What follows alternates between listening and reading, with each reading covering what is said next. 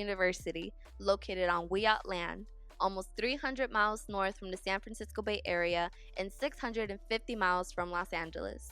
A beautiful, majestic, rural, and natural area, perfect for individuals to do some soul searching while taking a walk in the Redwood Forest or exploring the tides of Trinidad Beach, all on indigenous land. As beautiful and majestic as the county seems on the outside, dark history involving genocide and racism is deep rooted on the inside. Humboldt County has become a home to many individuals from all over the world looking for opportunities to improve their lives.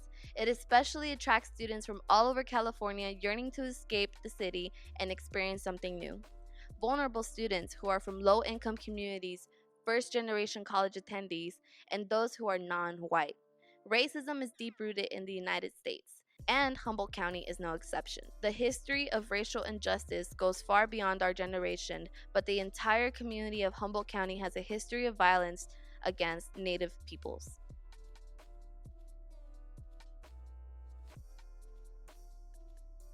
Evening. My name is Tia Rose Peters, and thank you for the opportunity to share with the City Council and also with all of you this evening. I want to thank and recognize the Wiyot people on whose land we're meeting today and having this conversation. And I say these words with the full authorization of Ted Hernandez, the chairman of the Wiyot tribe. He's asked us to say these words. So that the Arcata Plaza is a place of blood and tears. And it's never been a safe place for Native peoples, not even today. This is our truth and we know it. It's an auction site. It was an auction site for local natives. The place where Native people's body parts, scalps, severed heads were traded in for bounty. The state of California paid for that millions of dollars. So what truth, what history are we supporting? Till this day, the Wiyot peoples of this area are resilient and continuously fight for their land back. From microaggressions, housing inequities, to lack of representation and resources, there is a common fear students of color share that they do not feel safe when they are out in Arcata or Eureka or McKinleyville. Incidents of being followed around in stores or around town, or even encountering white supremacists at bars and restaurants, and even physically being attacked have been reported. Yet, these are just a few examples of what students of color experience on the daily. I was just at this meeting, and at USC, we have this discussion about the safety of our campus. Our campus is a relatively safe place, and you hear the hesitation in my voice. It's because I know I've been a cop for a long time, and if I talk about crime reductions, if you've been the victim of a crime, it doesn't feel like there's been a crime reduction for you. If you're the parent of a student who's been murdered, and I talk about, well, this is a safe campus, well, not for my son, it wasn't. And so Los Coast Outpost wrote some articles about the Jacksonville Kaepernick that were, in my opinion, really biased, and I think that their comments and discussion forums area just have become a real breeding ground for bigots and trolls and stuff like that. And people were in the comments section saying really, really derogatory things about me and about other people who were participating in Jacksonville Kaepernick. We had a guy who kind of hinted at, made some innuendos about perhaps bringing a weapon to one of the football games. So at some point, very quickly, that kind of escalated into things like death threats. When I first moved here, I was scared to go anywhere other than Target and home for the first month that I lived here. Mm-hmm. And so I would drive to Target every day and shop at Target. And the first time that I shopped at Target, the security guy followed me around.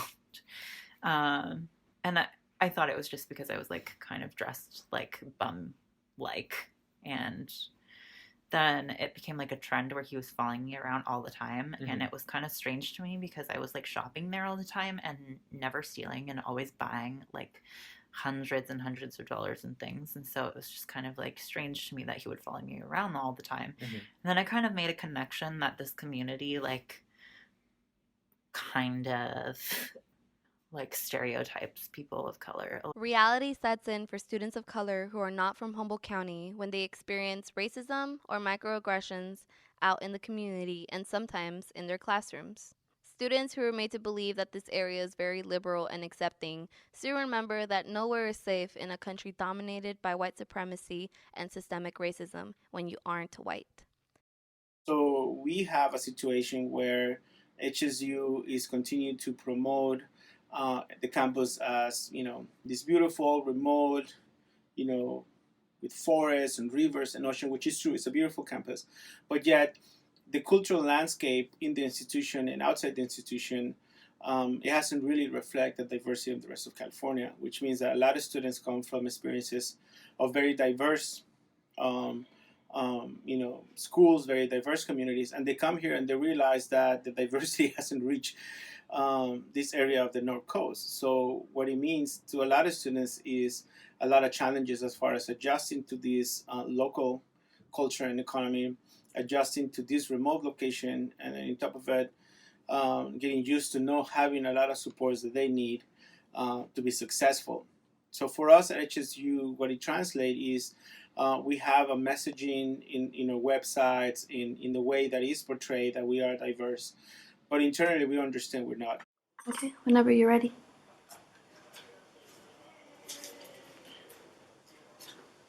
My name is Elijah. I'm Vice President of Black Student Union, member of Brothers United.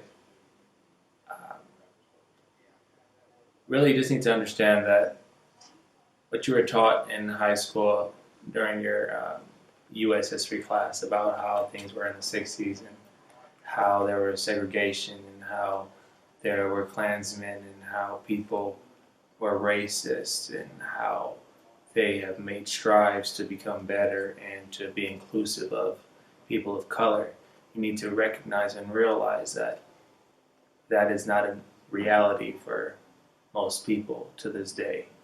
And when you come into a community such as Humboldt County, where it is overwhelmingly white population, you have to realize that you're going to encounter people that, one, have not seen people that look like you, and two, still believe in the stereotypes that have been ingrained in them since those times. So just understand that life is still happening, life is still real, and you can get a good education, but you need to be aware of what's going on around you so that you can be safe and you can educate others. So just keep that in perspective. Students are invited up here to meet a quota of diversity, and then they are not given adequate resources or opportunities to grow or develop. Attendance costs have made it so higher education is not affordable. If it weren't for financial aid, many of our students would not be able to afford the tuition cost, much less housing and food. With these rising tuition costs, students, particularly students of color, have no choice but to prioritize money over quality education or end up in extreme debt. We know that the more educated our population is, the better we all are. So I don't think that more debt translates into a better education for anybody. And that's what we're seeing. As we become more people of color, we have more debt. It's kind of what happened in the housing bubble. So if we make the connections, we see a pattern. We see a pattern where racism is institutionalized and how everybody is hurt, right? Because you're all going to the CSU. You all, even white people suffer the casualties of what it means to go to an institution that is more people of color. That means less resources. That means we cut. And that cannot be. That is a show of racism. So the governor of California needs to shift. If he really is against racism, he needs to shift the resources instead of prisons to our education. This graph represents the divestment of students in the CSU system since 1985 to 2015. Evidently, as the rate of enrollment of students of color increases, the funding for their education decreases. How did we start raising tuition when it was free to students? Where did we go wrong? Where did we fall asleep on the wheel? Where is the money going to if it's not coming back to students, Lisa? Does your $307,000 regular salary reflect an excellent job performance? Because we beg to differ. Do you believe that it is fair that while students are struggling for food, housing, and managing their debt, you are receiving a six-figure salary with full benefits? What about you, Alexander and Yeti? Lisa referred to you as someone who's committed to diversity, equity, and social justice. You are our provost and vice president for academic affairs. You are also the chief academic officer of Humboldt State University, and you oversee the academic affairs of HSU's individual colleges, the faculty, the curriculum, the library, Information Technology Services, Office of Research and Sponsored Programs Foundation, College of Extended Education and Global Engagement, Diversity, Equity, and Inclusion, Institutional Effectiveness, and Enrollment Management. Do you think your many job titles interfere with you doing your job right? Why do you carry so many job titles that include a plethora of duties and responsibilities? Because you are paid a six-figure salary, we, the students, trust that you are doing your job efficiently. Unfortunately, our current reality at this institution does not reflect this.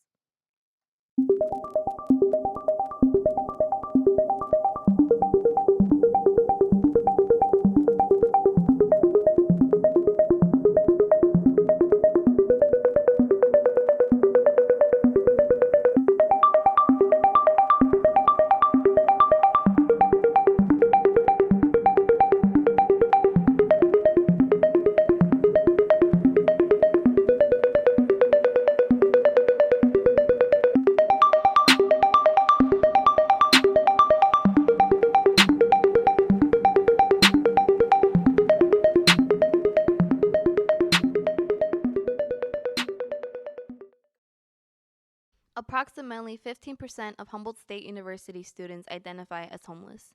Once students arrive for their first year at HSU, they are given first priority for on campus housing, which costs almost 8 times as much as standard housing here in Humboldt County. Housing in the dorms is not even guaranteed. Students who apply for on campus housing are forced to pay a $200 non refundable deposit, which still does not guarantee a roof over their head. Non-freshman students who are interested in living on campus are placed into a lottery algorithm that determines whether or not they are able to live in the apartments. Students who are turned away from the residence halls must then find off-campus housing. I think one thing that is very attainable um, is the school be, I don't know, like just the school, the administration provides more for students that are on the verge or are homeless. That is a huge thing that's going on here, and I knew about it when I first transferred here back in 2014. And every year that I come back, I just recognize how like widespread it is, how ridiculous that there's an X amount of students, and then there's a certain amount of available dorms, but the students right can't afford it, and it's such a puzzling fact that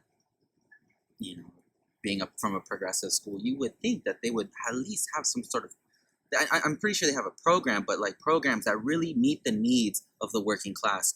And I don't think the administration really understands that because they're very bureaucratic. They answer to other people. Everything's very profit driven. And so their analysis of what working class students from these marginalized communities, these criminalized communities come from, they don't know and understand what their needs are. Of approximately 6,682 non-freshman students, only about 668 are offered on-campus housing. This includes students of color. Students of color struggle to find a place to live after their first year or upon rejection from the residence halls due to several reasons. 1. Housing in Arcata is very limited, thus being a small college town with an increasing population of students. And 2. Landlords here have a history of discrimination and stereotyping people of color. The issue is clear and should be known to the public. The rate of students being accepted to the Humboldt State University community is not proportionate to the amount of resources available for students. Students of color face racial, economic, social, and even academic subjugation when we come to this community, and it reflects in how many students are currently homeless and attending HSU. Again, 15% of students identify as homeless. This statistic is way too high. This institution can and must do better for its students. Humboldt State University must stop over-enrolling until they have the adequate resources available to house their students. The 2016 CFA Equity Report of the percentage of HSU faculty by race and ethnicity revealed that undeniably out of the 578 professors and lecturers, 73.4% are white, 4.1% are Asian or Pacific Islander, 4.4% are Latinx, 2.5% are Native American, and merely 1.3% are Black. The student to faculty ratio is not proportionate in the breakdown of ethnicity at HSU. Of 8,503 students, 43.7 are white, 33.7 are Latinx, 3.5% are Asian or Pacific Islander, 3.2% are Black, and only 1% are Native American. The result of the disproportionate relationship causes cultural taxation. With a lack of resources to keep faculty of color up in Humboldt, we are left with many students of color who do not feel fully supported by the faculty. So we are right now, I think the freshman class that just started this year is, I believe we are 48% Chicano Latino students. Yet, we are less than 5% Chicano Latino professors in the university, right? So the demographics are shifting on the student side, but it's not being reflected on the faculty side. Not only we are on demand, as we only 3% of PhDs are faculty of color, which means that a lot of the predominantly white institutions are in high demand of faculty of color, which means that if you are on the market and you have different offers and you consider Humboldt is remote, it's very expensive to live here, rent, food, and transportation is expensive. It's really expensive to get in and out. So that means that folks tend to consider other offers where they might be in a more urban setting, where they might be more affordable to live. So even though we put a lot of efforts in recruiting faculty of color, we continue to struggle to recruit them, because when they see the demographics, when they see the challenges that we have, then they realize that there's always a better offer somewhere else than coming here.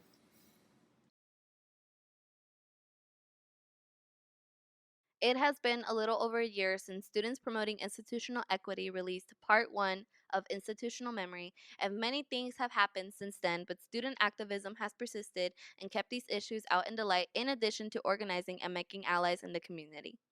The bilingual newspaper El Leñador has been very focused at finding out real truths and supporting the communities of color at Humboldt State University. Free finding resources, education, and empowerment is advocating for a center that serves undocumented students. I mean, the administration can show up, they can put on face, they visit the center, they say, yeah, like, we're here to support you. But keep in mind, it was the students, bugging the administration, the president. And at the end of the day, it was associated students who secured funding for temporary funding for that center. So the students cannot rely, historically, marginalized people cannot rely on people of power to advocate for them. They got to do it themselves. And it's really sad, especially when you're a student and your job is to graduate, get good grades, and better your community when you go back, or whatever your goals are. And the fact that you're here doing that while going through school, having a job, it's just unnecessary labor. And it's a sad thing in our society, and realistically, that's just what has to happen. When you do come up to Humboldt County, you should realize and recognize that there are groups available and clubs available to make it feel like home. So we have people of color groups such as MECHA or Brothers United or Black Student Union or ICEP that make you feel at home. We're all inclusive to all demographics, and we welcome the sanctity of your ethnic group, and we do not defer away from what you were taught or what you believe in. So we want you to feel at home. We want you to recognize that when you do come up here, you will find people with your like-mindedness, and you will find people that are striving for the same goals you are. So do not be afraid. You just need to be aware of what's happening.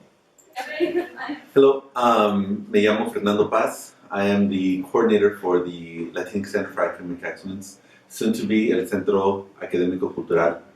And what I would like to say is that the universities, when they were first constructed, were places for the elite, for people with money and with privileges. It was only recently, in the last 50 years, that people of color were able to fight to create ruptures in the system that allowed for us to be included. Chicano studies, queer studies, African American studies, Native American studies all have their roots in the civil rights movements of the 1960s. Specifically for students, the work of the Third World Liberation Front in San Francisco State created a moment that we now benefit from the work that they did. But that doesn't mean that the work has ended. The fight for equity, the fight for our voices to have a space at a university is still ongoing. The Latinx Center is the most current manifestation of that struggle. Part of what we do at the center to create equity is to recognize that the institution, the university as it was constructed within the culture of the dominant, which means that it is rooted in the Western intellectual tradition. As a person who has ancestry rooted in the Mesoamerican civilization, I recognize that we have our own intellectual tradition that we live to nurture and to help blossom in our center.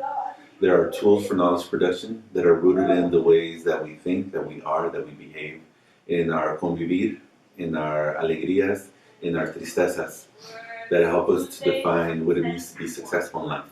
So for us, the fight for equity is to recognize that the way we build, the way we produce knowledge is rooted in a culture, and that we strive to nurture a subaltern culture, an intellectual tradition that is rooted in the culture of the people that are served by our center. Hi, my name is Omari Lyles. I'm the intercultural advisor here in the African American Center in room 206 in Nielsen Hall. I feel like the African American Center is a place for any student of any culture or any race to come in and feel safe. Students that come from parts of California or anywhere in our country that come from underserved communities or come from minority groups can always feel free to come inside of the center and know that we talk about different social economic issues and talk about intersectionalities as well. Feel free to come in African American Center and just have fun and enjoy yourself. Social justice is a way of life. You don't stop when the class ends or when you finally get your way. You must always be vigilant because there are always policies being written to take away your rights. Rich corporate America always wants to make money, and when we sleep, they laugh and take away our rights. In an attempt to change our current reality, this film is working towards educating current students and those thinking about enrolling here about our truths in Humboldt County. As mentioned by Elijah, you can get a good education, but you need to be aware of what's going on around you so that you can be safe and educate others. Spie is a project that was intended to be picked up by future students to document instances of institutional injustice.